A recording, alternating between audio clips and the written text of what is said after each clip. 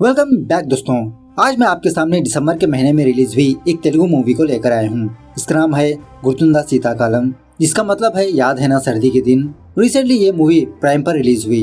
Actually ये movie Kannada में release हुई लव मॉकटेल मूवी की रीमेक है जो 2020 में आई थी। मैं उस मूवी को लाने वाला था, लेकिन इसी दरमियान में इस मूवी का भी रीमेक हो गया। खैर, अब मूवी के बारे में बात करें तो मूवी बहुत अच्छी लगी मुझे। ऐसे मूवीज मैं ऑलरेडी एक्सप्लेन कर चुका हूँ। सच है इमोशनल मूवी। एक्चुअली इस मूवी में एक बंदे की लव स्टोरी को दिखाया जाता है। जब भी इसे प्यार हुआ, ये बंदा यही सोचने लगा कि यही इसका सच्चा प्यार है, लेकिन दोबारा ब्रेकअप, दोबारा एक और लड़की इसकी जिंदगी में आती है। क्लाइमैक्स तो बहुत ही इमोशनल है। वीडियो को पूरा देखना जरूर। तो चलिए बिना टाइम वेस्ट किए लेट्स स्टार्ट। उससे पहले उल्टा दो प्यार, फॉलो इंस्टाग्राम। मूवी की शुरुआत में ही सत्यदेव नाम के एक बंदे को दिखाया जाता है जो अपनी गाड़ी से कहीं पर जा रहा होता है। इसी में चाय पीने के लिए जब किसी जगह पर रुकता है, देव को दिव्या नाम की एक लड़की नजर आती है जो सुबह सवेरे पानी पूरी खाती रहती है। दिव्या को पानी पूरी खाता हुआ देख देव दिव्या को ही देखते रहता है। उसके बाद देव उस ठेले वाले के पास जाकर इनडायरेक्टली दिव्या को टीज करने लगता है, लेकिन दिव्या देव को इतना भाव नहीं देती। उसके बाद दिव्या वॉशरूम जाने लगती है। तभी देव दिव्या को रोककर उस वॉशरूम में जाता है। पता चलता है कि उस वॉशरूम के पीछे साइड कुछ लड़के अपना फोन लेकर बैठे हैं। वॉशरूम से बाहर आने के बाद इन चारों लड़कों को देव डांट डपटने लगता है। उसके बाद दिव्या देव के पास आकर इसको थैंक यू बोलने लगती है, अपना इंट्रोडक्शन करवाती है। एक्चुअली दिव्या भी कहीं पर जा रही होती है, लेकिन बीच रास्ते में ही इसकी गाड़ी ब्रेकडाउन होने की वजह से ये पानपुरी खाने चली गई। बातों में देव से पूछने लगती है कि देव कहाँ पर जा रहा है। देव कहने लगता है कि मैं मैंगलोर जा रहा हूँ। सो दिव्या देव से रिक्वेस्ट करके जबरदस्ती इसकी गाड़ी में अपनी सामान रख देती है। इसको लिफ्ट देने के लिए पूछती है। हालांकि दिव्या देव को नहीं जानती, लेकिन पहली नजर में इसको प्यार हो जाता है। देव के साथ थोड़ा टाइम स्पेंड करने के लिए इसके साथ जर्नी करने लगती है। रास्ते के दौरान दिव्या देव से उसकी जीएफ के बारे में पूछने लगती है, क्या तुम्हारी कोई जीएफ है? देव कहने लगता है कि जीएफ तो मेरी हाई स्कूल से ही स्टार्ट हो गई थी, उसके बाद काफी सारे लोग मेरी लाइफ में आए। सो दिव्या देव से रिक्वेस्ट करने लगती है कि इसकी स्टोरी सुनाए। सो यहाँ से देव अपनी बायोग्राफी दिव्या को सुनाने लगता है। इस तरह से सीन थोड़ा फ्लैशबैक में जाने लगता है। मतलब जब देव स्कूल में पढ़ा करता था, देव का एक चड्डी वाला दोस्त होता है जिसका नाम होता है प्रशांत, और स्कूल डे से ही प्रशांत गीता नाम की एक लड़की से प्यार करने लगा। अब ये गीता नाम की लड़की अंग्रेजी छाप होती है, मतलब अगर मुंह खोलो तो अंग्रेजी का वाटरफॉल। अब इन दोनों को इंग्लिश का ई तक नहीं आता। जो भी हो, देव अपनी दोस्त की हेल्प करने के लिए गीता के पास जाकर प्रशांत के बारे में कहने लगता है कि प्रशांत तुमसे प्यार करता है।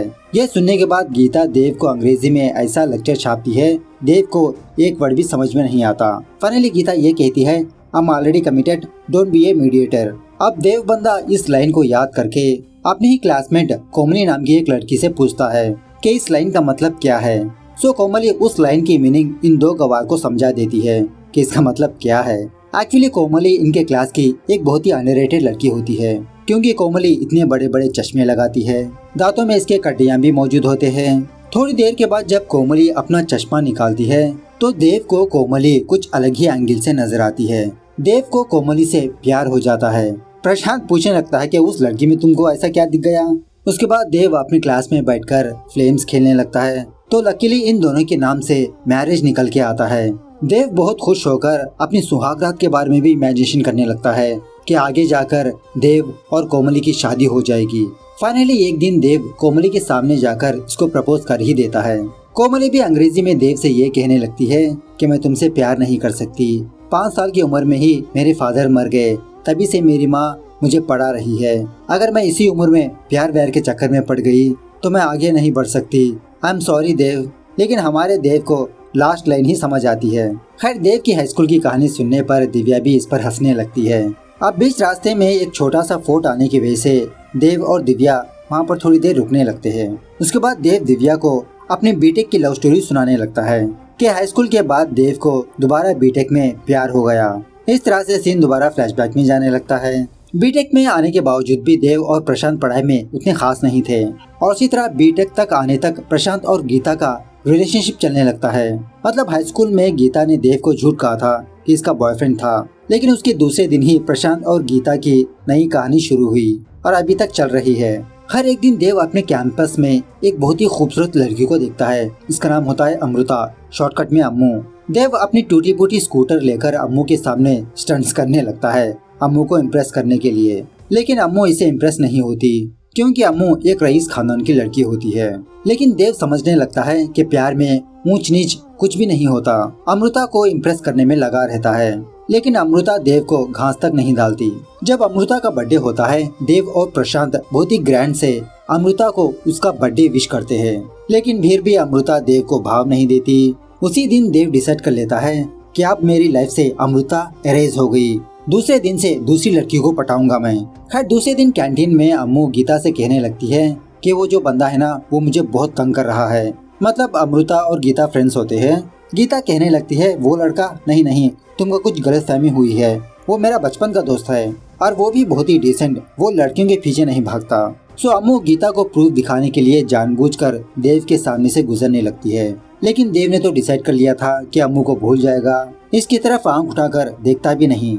बाद में अम्मू गीता से देव का फोन नंबर लेकर उसको मैसेज करती है, और एक्चुअली उस टाइम तो स्मार्टफोन्स मौजूद नहीं थे ना, हम लोग कॉल और मैसेजेस फूक फूक कर किया करते थे। उस दिन के 100 मैसेजेस प्रशांत गीता को सेंड करके खत्म कर दिया। गीता देव को कॉल करके एक लड़की के बारे में बताने लगती है, क्या तुमको एक लड़की का मैसेज आया, मैंने ही उस लड़की को तुम्हारा नंबर दिया। सो अब देव 12 बजने का इंतजार करते रहता है, क्योंकि 12 बजने के बाद दोबारा इसको 100 मैसेजेस एक्टिवेट होंगे। सो फाइनली 12 बजने के बाद देव उस नंबर को मैसेज सेंड करने लगता है, और यहाँ पर देव को ये बात पता नहीं कि ये नंबर अमृता का है। देव दूसरी लड़की समझकर इससे चैटिंग वगैरह करने लगता है। इसी दरमियान में अमृता देव को किस करती है, उम्मा। मतलब उस टाइम तो इमोजीज नहीं थे ना।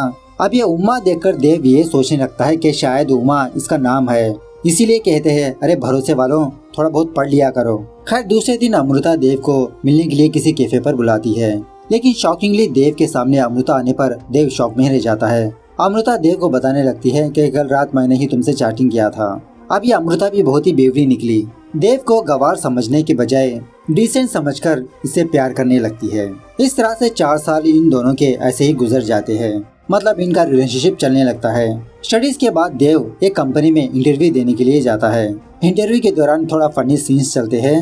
मतलब सवाल कुछ और होते हैं, देव उसका जवाब कुछ और ही लेवल से देने लगता है, गवार कहीं का। लेकिन फिर भी वो कंपनी देव को एक चांस देने के लिए इसको सिलेक्ट कर ही लेती है, क्योंकि उस वक्त आईटी कंपनी से थोड़ा आगे बढ़ रहे थे। इंटरव्यू खत्म होने के बाद देव अमृता को कॉल करके यही गुड न्यूज सुनाने लगता है कि इसको जॉब मिल गई। महीने की सैलरी है 22,000, लेकिन जॉब करनी है बेंगलुरु में। खैर फोन काटने के बाद अम्मू की माँ अम्मू को समझाने लगती है कि अम्मू तुम उस लड़के के साथ सरवाइव नहीं कर पाओगी, उसकी सैलरी तो सिर्फ 22,000 है।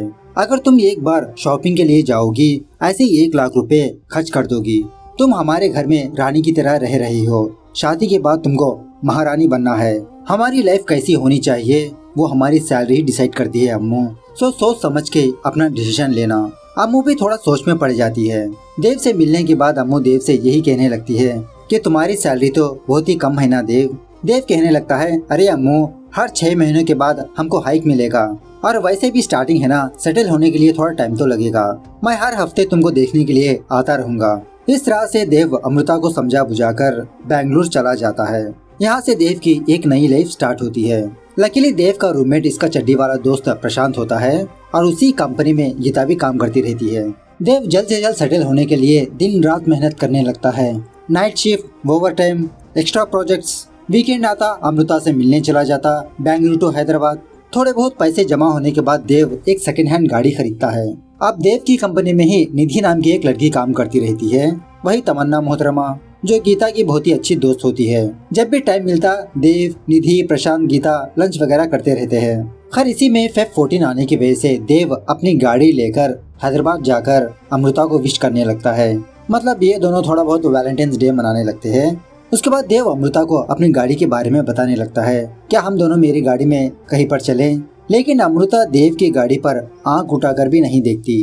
अमृता की गाड़ी में होटल जाने की बात करती है।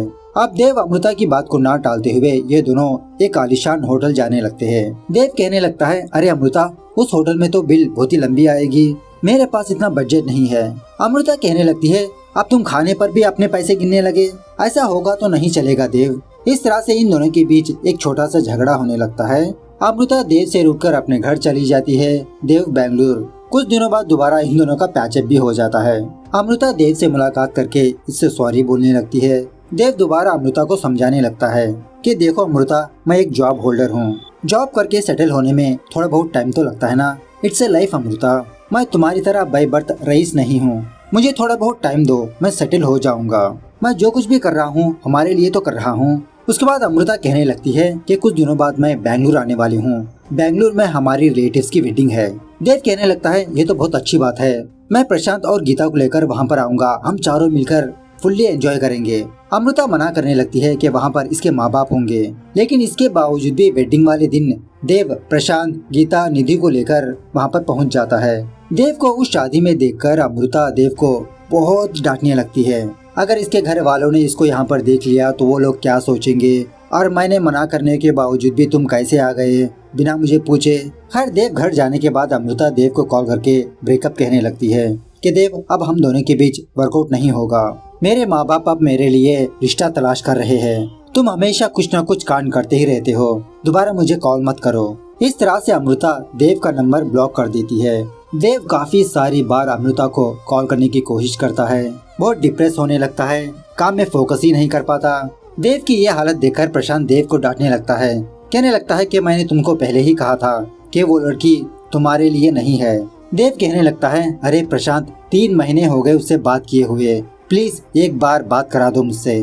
कुछ दिनों बाद उसका बर्थडे है ना, चलो हैदराबाद जाकर उसे विश करते हैं। अगर अमृता मुझसे एक बार बात किया तो हम दोनों के बीच सब कुछ सेटल हो जाएगा। इस तरह से देव प्रशांत को मनवा कर ये दोनों अपनी गाड़ी में हैदराबाद जाते हैं। देव अमृता को मैसेज करता है कि ये फुटबॉल ग्राउंड पर अमृता का वेट कर रहा है, लेकिन बहुत देर होने के बावजूद भी अमृता देव के पास नहीं आती। देव और प्रशांत बहुत देर तक अमृता का इंतजार करते रहते हैं। देखते ही देखते सुबह भी हो जाती है। देव की हालत देखकर प्रशांत अपनी गर्लफ्रेंड गीता को कॉल करके अमृता के बारे में पूछने लगता है। अमृता गीता से कहने लगती है कि वो किसी टेम्पल में है। देव फटाफट से उस मंदिर के पास जाकर अमृता से मुलाकात करता है, बर्थडे विश करने लगता है, लेकिन अमृता देव को बहुत ही गुस्से भरी निगाहों से देखने लगती है। देव से कहने लगती है क्या मैंने तुमसे कहा था कि मैं तुमसे मिलने के लिए वहाँ पर आऊंगी? तुमने मैसेज किया, क्या मैंने तुमको रिप्लाई किया? क्यों तुम मेरा वहाँ पर इंतजार कर रहे थे? किसने आने को कहा तुमको हैदराबाद? कितनी बार कहा मैंने तुमसे आई डोंट वांट यू, मैं मूव ऑन कर चुकी हूँ। इस तरह से बहुत डांट डपट कर वहाँ से चली जाती है। रूम में आने के बाद प्रशांत और गीता देव को समझाने लगते हैं कि वो लड़की तुम्हारी काबिल नहीं है, तुम भी उस लड़की को भूल जाओ। उसने मूव ऑन कर लिया है तो तुम भी मूव ऑन कर लो, दूसरी लड़की से प्यार करो। सो एक दिन प्रशांत के कहने पर देव निधि से मिलने के लिए जाता है। अब यहाँ पर देव को ये पता नहीं होता कि निधि इससे मिलने के लिए आ रही है। प्रशांत ने भी देव को नहीं बताया। अब निधि के बारे में बात करें तो बचपन में ही निधि के माँ बाप गुजर चुके थे। अपनी दादी के साथ ये बेंगलुरु में रहती है। तभी प्रशांत देव को कॉल करके ये कहने लगता है कि तुम फटाफट से निधि को रिंग पहना कर उसे प्रपोज कर दो। सो उसी तरह से देव घबराते हुए निधि को अपनी रिंग पहनाता है। निधि भी इसके प्रपोजल को एक्सेप्ट कर लेती है। इस तरह से इन दोनों का रिलेशनशिप स्टार्ट होता है। उसके बाद दोबारा अमृता देव को कॉल करने लगती है, लेकिन देव अमृता को इतना भाव नहीं देता। खैर दूसरे दिन निधि अपनी छोटी मोटी गाड़ी लेकर देव के रूम के पास आती है उसको पिकअप करने के लिए, और उसी तरह से देव का बहुत ख्याल रखने लगती है। इसके लिए लंच ब्रेकफास्ट लाती है। ऑफिस खत्म होने के बाद निधि अपनी छोटी सी गाड़ी में देव को उसके रूम के पास ड्रॉप करने के लिए आती है। देव से पूछने लगती है कि आप तुमको कोई काम है? देव कहने लगता है नहीं, इतना इम्पोर्टेंट उखाड़ने का कोई काम नहीं, तुम बताओ कहीं पर चलना है क्या? लेकिन ये दोनों कहीं पर भी नहीं जाते। उसी गाड़ी में निधि और देव खूब बातें करने लगते हैं। एक्चुअली देव बातें नहीं करता, निधि चपड़ चपड़ करती रहती है। अपने बारे में काफी सारी बातें शेयर करने लगती है। देखते ही देखते रात हो जाती है। बात कर कर के बेचारी को भूख लगने लगती है। देव से पानपुरी खाने की विश करती है। ये दोनों किसी जगह पर जाकर गोलगप्पे खाने लगते हैं। मतलब निधि को गोलगप्पे खाना बहुत पसंद होता है। उसके बाद दोबारा निधि देव को उसके रूम के पास ड्रॉप करने के लिए आती है, लेकिन दोबारा देव को जाने नहीं देती। दोबारा चटर पटर करने लगती है। निधि की बातें सुनते सुनते बेचारा देव उसी छोटी सी गाड़ी में सो जाता है। सुबह भी हो जाती है। हर एक दिन देव का बर्थडे होने पर निधि और देव बहुत अच्छे से सेलिब्रेट करने लगते हैं। उसी दिन अमृता भी देव को कॉल करके विश करने लगती है और ये भी बेंगलुरु आने वाली है। ये सुनने के बाद देव शॉक में रह जाता है। देव यही बात प्रशांत, गीता और निधि से शेयर करने लगता है कि ठुकरा कर जाने वाली दोबारा मेरी लाइफ में क्यों आना चाहती है। लेकिन फिर भी एक बार ट्राई करने के लिए देव अमृता से मिलने के लिए जाता है। अमृता देव को केक वेक खिलाकर इसे बहुत सॉरी बोलने लगती है कि इसने जो किया वो बहुत ही बुरा किया। दोबारा रिलेशनशिप में आने की बात करती है। उसके बाद देव यही बात उन तीनों को जाकर बताने लगता है। देव बहुत ही कंफ्यूजन में रहता है कि अब करे तो क्या करे। क्या देव इस बात से खुश हो कि अमृता दोबारा इसकी लाइफ में लौट के आ गई, या तो फिर इस बात को लेकर दुखी हो कि निधि इसकी लाइफ से जा रही है। निधि देव को यही समझाने लगती है कि देव, जो तुमको अच्छा लगे तुम वही करो। हम दोनों का रिलेशनशिप तो 3 महीनों का है, लेकिन अमृता से तुम्हारा रिलेशनशिप 4 साल का है। सो देव डिसाइड होकर अमृता को कॉल करके उसे मना ही कर देता है कि हम दोनों के बीच वर्कआउट नहीं होगा। अब मेरी लाइफ में निधि नाम की एक लड़की है, मैं उसी से प्यार करता हूँ। और यहाँ पर अमृता देव से ऐसी बात करने लगती है कि देव इसको धोखा दिया। खैर फाइनली गाली देकर काट देता है और कुछ दिन गुजरने के बाद देव और निधि की शादी भी हो जाती है। सुहागरात के दिन देव अपनी टीनेज लाइफ को याद करता है कि टीनेज की उम्र में ही देव ने अपनी सुहागरात का सपना देखा था, अब जाके ये पूरा हुआ। जो भी हो, इन दोनों की लाइफ बहुत ही हंसी खुशी से गुजरने लगती है। एक दिन निधि प्रेग्नेंट होती है। यह खुशखबरी सुनने के बाद देव निधि को ऑफिस ड्रॉप करने के लिए कहता है। निधि देव को समझाने लगती है कि दिन भर मैं घर में रहकर क्या करूंगी। दूसरी लड़कियां प्रेग्नेंट होने के बावजूद भी काम करती है, लेकिन देव निधि को समझा बुझाकर घर में ही रहने के लिए कहता है। उसी दिन देव को एक और गुड न्यूज मिलती है कि इसको प्रमोशन होने वाला है, लेकिन धीरे धीरे काम के चक्कर में देव निधि को टाइम ही नहीं दे पा रहा होता। निधि घर में बैठे बैठे बहुत बोर होने लगती है। फाइनली एक दिन निधि देव के गले लगकर उसको समझाने लगती है कि काम के चक्कर में तुम मुझे इग्नोर कर रहे हो। देव कहने लगता है, अरे निधि, मैं जो कुछ भी कर रहा हूँ हमारे फ्यूचर के लिए तो कर रहा हूँ। अगर आज हम मेहनत करेंगे तो हमारा कल अच्छा होगा। निधि कहने लगती है, ऐसी लाइफ मुझे नहीं चाहिए देव, मेरा प्रेजेंट और फ्यूचर सिर्फ तुम ही हो। अगर तुम ही मेरी लाइफ में नहीं रहोगे तो उस फ्यूचर का क्या फायदा। सो दूसरे दिन देव रियलाइज होकर अपने प्रमोशन को मना कर देता है। निधि को बहुत सारा टाइम देने लगता है। इसी दरमियान में एक दिन निधि के पेट में बहुत जबरदस्त पेन आने की वजह से इसको हॉस्पिटल में एडमिट किया जाता है। बाद में पता चलता है कि निधि का मिसकैरेज हो गया। डॉक्टर चेकअप करने के बाद ये बात पता चलती है कि निधि को कैंसर है, और वो भी 3rd स्टेज। इस स्टेज में निधि का कैंसर क्यूर किया जा सकता है। इसी कैंसर की वजह से मिसकैरेज हो गया। अब ये खबर सुनने के बाद देव और निधि के लाइफ में बहुत बड़ा सदमा आता है। पहले तो मिसकैरेज और दूसरा निधि को कैंसर है, लेकिन फिर भी ये दोनों हार ना मानते हुए निधि कैंसर का सामना करने लगती है। देव निधि की सपोर्ट में होता है। धीरे धीरे निधि के बाल झड़ने की वजह से देव खुद ब खुद अपने हाथों से निधि के बाल काट देता है, और यहाँ पर निधि को अपने बालों से बहुत प्यार होता है। दिन ब दिन निधि की तबीयत और बिगड़ने लगती है। डॉक्टर देव से कहने लगती है कि निधि की बॉडी मेडिसिन पर रिएक्ट नहीं कर रही, लेकिन फिर भी हमको हार नहीं मानना चाहिए। कैंसर के सेल्स दूसरे ऑर्गन्स पे भी फैलने लगे। लेकिन देव निधि के पास जाकर गुड न्यूज सुनाने लगता है कि निधि, तुम जल्द से जल्द ठीक हो जाओगी। लेकिन निधि को पता होता है कि इसके बॉडी के अंदर क्या हो रहा है। देव से रिक्वेस्ट करने लगती है कि वो इसके घर ले जाए। निधि देव की गोदी में बैठकर देव से यही वादा लेती है कि देव, मुझे तुम्हारी स्माइल बहुत पसंद है, तुम ऐसे ही हंसते रहा करो। प्रेजेंट डे पर देव दिव्या को लेकर निधि की कब्र के पास आता है। कहने लगता है कि तुम निधि से मिलना चाहती थी ना, ये रही मेरी निधि, देखो कितना आराम से सो रही है। दिव्या देव से पूछने लगती है कि देव, तुम इस हालत में भी कैसे मुस्कुरा रहे हो। देव कहने लगता है कि मुस्कुराना मुझे निधि नहीं सिखाया, निधि को मेरी स्माइल बहुत पसंद थी, उसने मुझसे वादा लिया था कि मैं हमेशा मुस्कुराता ही रहूं, और वैसे भी निधि मेरी लाइफ में हमेशा से ही है। प्यार का मतलब ही यही है ना, जिससे हम प्यार करते हैं उसको जो अच्छा लगे वही करें। अब मैं फिलहाल वही कर रहा हूँ दिव्या। और एक्चुअल से निधि की कब्र एक छोटे से आइलैंड में मौजूद होती है। मतलब निधि का सपना था कि निधि अपने दादा दादी के पास अपनी जिंदगी गुजारे, जो कि वो इस छोटी सी आइलैंड पर मौजूद है। इसीलिए देव ने निधि की लाश को यहाँ पर दफनाया। जाते जाते दिव्या देव से यही पूछने लगती है, क्या दूसरी लड़की तुम्हारी लाइफ में आने के चांसेस है। देव कहने लगता है, नहीं दिव्या, निधि की यादें ही मेरे लिए काफी है। इस तरह से इमोशनल मूवी यहाँ पर दी एंड होती है। तो मूवी कैसे लगी कमेंट करके बताना जरूर। मिलते हैं अगली वीडियो में, तब तक take care, bye bye, see you soon.